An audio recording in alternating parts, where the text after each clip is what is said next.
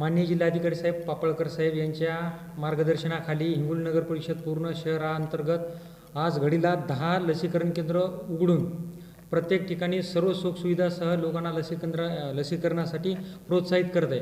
परंतु गेल्या काही दिवसात लसीकरणासाठी लोकांची नाराजी होती किंवा हवा तसा प्रतिसाद मिळत नव्हता.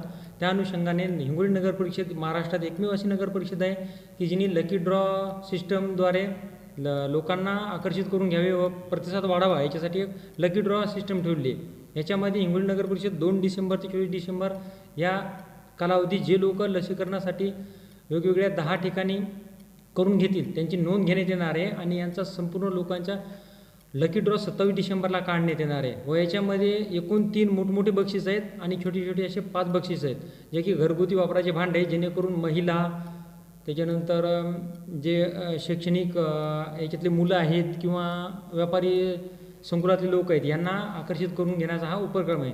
व या उपक्रमाचा प्रतिसाद असा मिळत आहे की आज लसीकरणाच्या केंद्राबाहेर अक्षरशः रांगा लागलेल्या आहेत आणि लसीकरणाची टक्केवारी नक्की याच्यामुळे वाढेल अशी ग्वाही आहे.